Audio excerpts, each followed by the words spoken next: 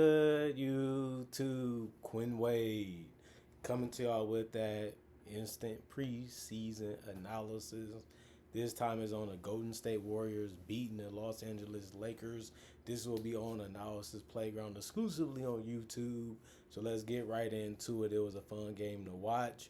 The Lakers made a little bit of an effort at the end of the game. The Warriors looked at lost. They didn't communicate. They were turning the ball over. They were just making a mess of themselves, but they was able to win it because of that third quarter and that second quarter, and that was able to help them win 111 to 103. They really got hot from three, especially at the beginning of the third, and it would be fun, to watch these teams go at it when their best players are healthy, because I know the Warriors played their best players at the beginning of the game. They let them rest for the rest of the game, but the Lakers didn't really play none of theirs besides Aiden and Rui, and that was really it. But Rui did play 19 minutes. He was 2 of 4 from the field, 0 of 1 from 3. He did get 3 rebounds, 1 assist, and a steal, and a turnover, and a personal foul. He was a minus 18 in the plus minus. He also had 4 points. Just a good game. Like I said, this is his style. This is what he does. You just want him to be a guy that's going to compete defensively and knock down open shots. Jared Vanderbilt had a better game. This one, 21 minutes, 4 of 8 from the field, 1 to 3 from the three-point line, or 1 from the free throw line. Took good shot, took smart shots, and he wasn't shy of letting it fly. That's what you want to see from him. And his role, 9 points, minus 20, and plus minus 1 personal foul, 3 turnovers, 3 steals, 4 assists, 7 rebounds. 3 of them was offensive out of the 7 total. And he did a little bit of everything on both ends of the court. Jake LaRavia, he started and played 20 minutes. He was 5 of 10 from the field, but he did go 0 of 2 from 3 with no free throws, but he still finished with double figures with 10.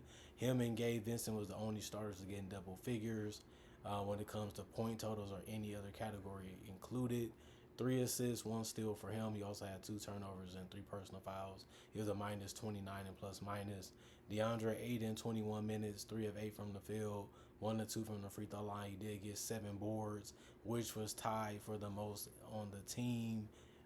One of his rebounds was offensive. He also had 2 blocks and a turnover. He was a minus 25 and plus minus. He finished with 7. You want to see more from Ayton. You just want to see him do more. You just want to see him finish strong. You want him to take easy, good shots throughout the entire game. And you just want him to put more effort. Like he collapsed. He gave up on so many possessions. He was slow. He wasn't trying hard. It was just frustrating and just tough to watch. A guy with so much talent, so much speed, so much athleticism.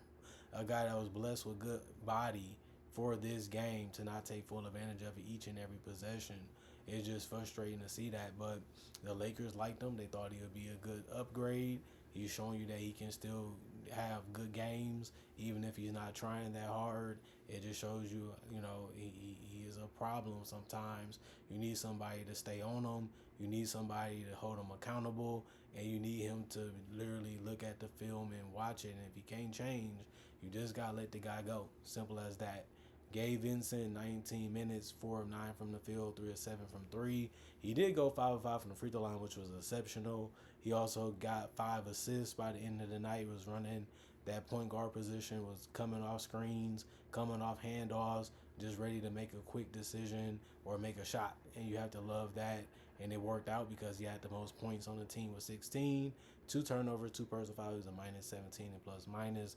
Anton Watson, 7 minutes. He was 1 of 1 from the field. It was a 3 that he made, 1 assist, 1 personal foul. He was a plus 8 and plus minus. He finished with 3. Jackson Hayes still played hard like he normally does in the 16 minutes that he was out there for. He was 4 of 8 from the field. I like the shots that he took, even though he took a 3 and missed it and missed a free throw. He still finished with 8 and 6 boards, with 2 of his rebounds being offensive. He also was able to find guys with his 2 assists. Got rid of the ball quick sometimes because he knew he couldn't do nothing with it. You have to like that in his game.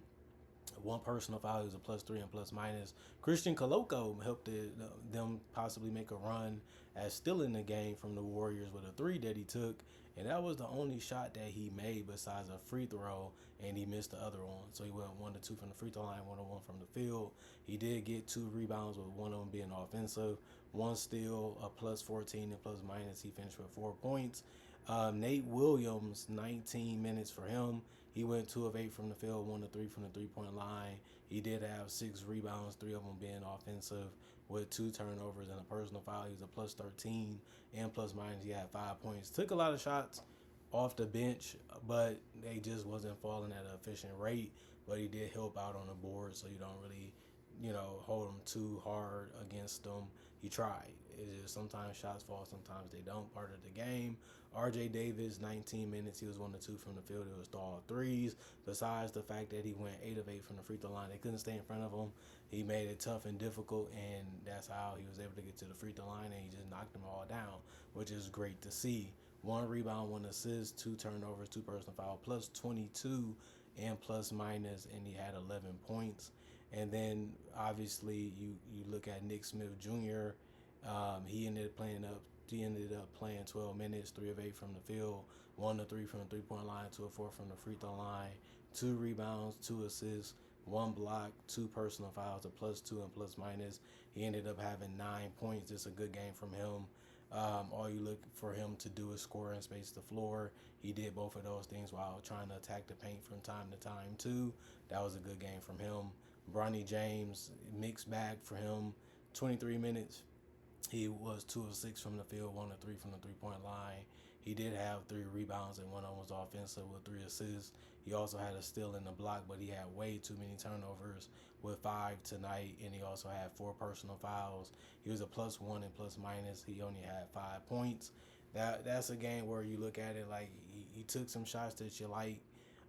He made some plays throughout the game, but he's still working on his ball handling. He's still working on his IQ and understanding the court and his position on the court, and just trying to find a way to get to his shots that he needs to without trying to do too much with the ball in his hands.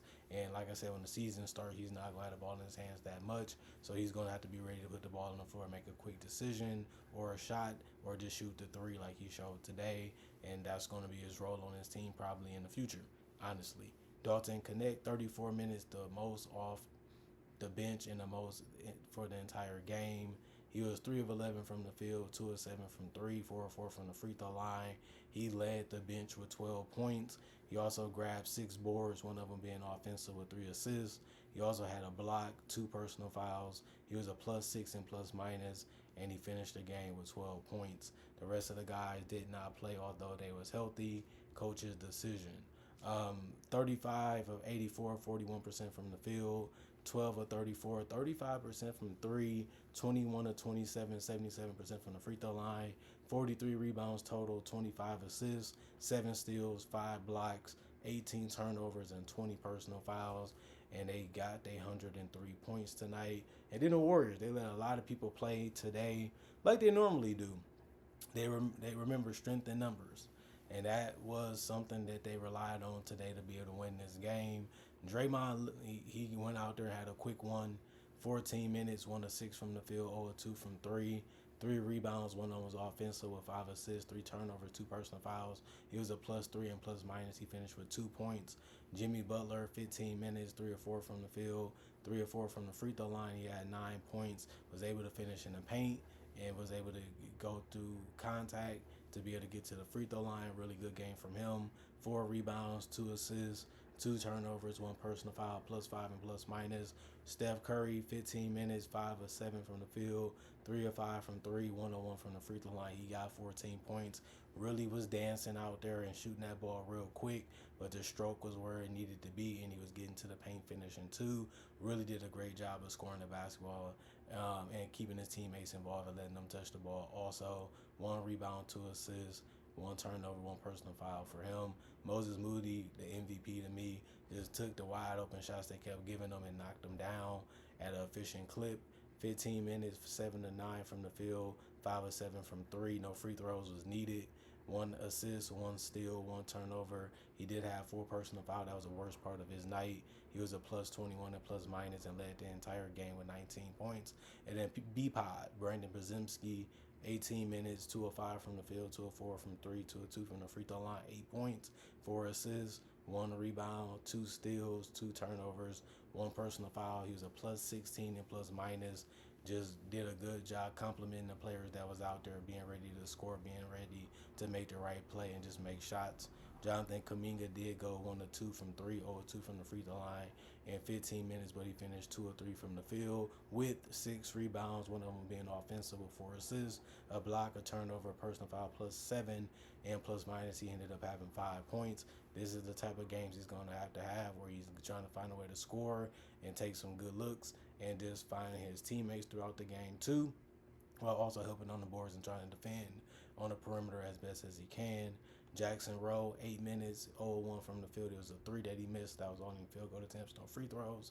5 rebounds, one of them was offensive, 1 steal, 2 turnovers, a -9 and plus minus 0 points. Trace Jackson Davis, 13 minutes, 101 from the field for him, 2 of 2 from the free throw line, 4 rebounds, one of them was offensive with 2 assists and a steal, 1 turnover, 3 personal fouls, a -12 and plus minus 4 points.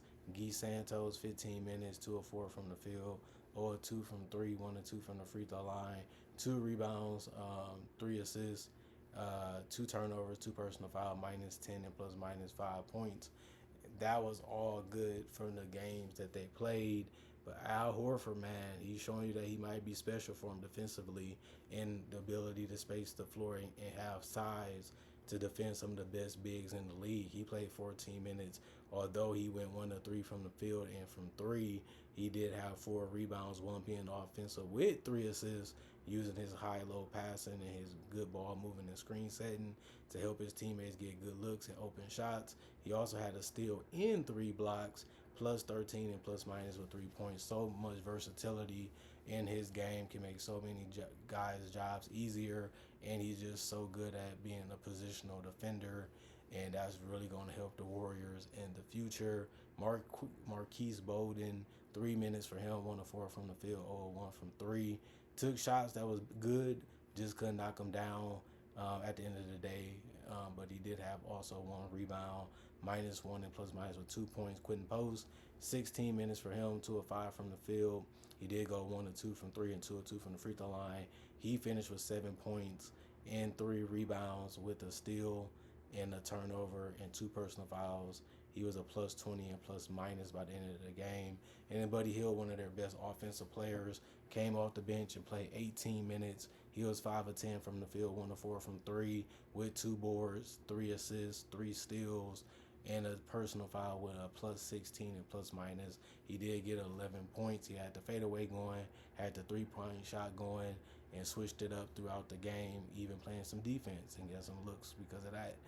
Ken C, 6 minutes for him, 0-1 from the field.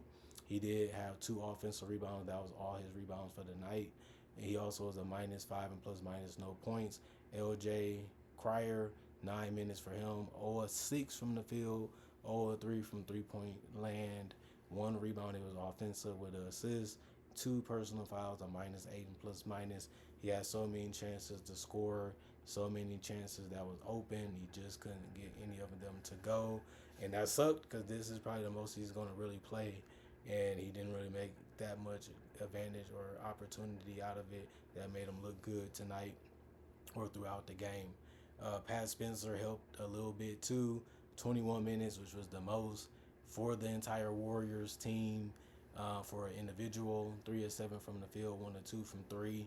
But he also went 5 of 6 from the free throw line. He finished with 12, which was the most points off the bench for the Golden State Warriors.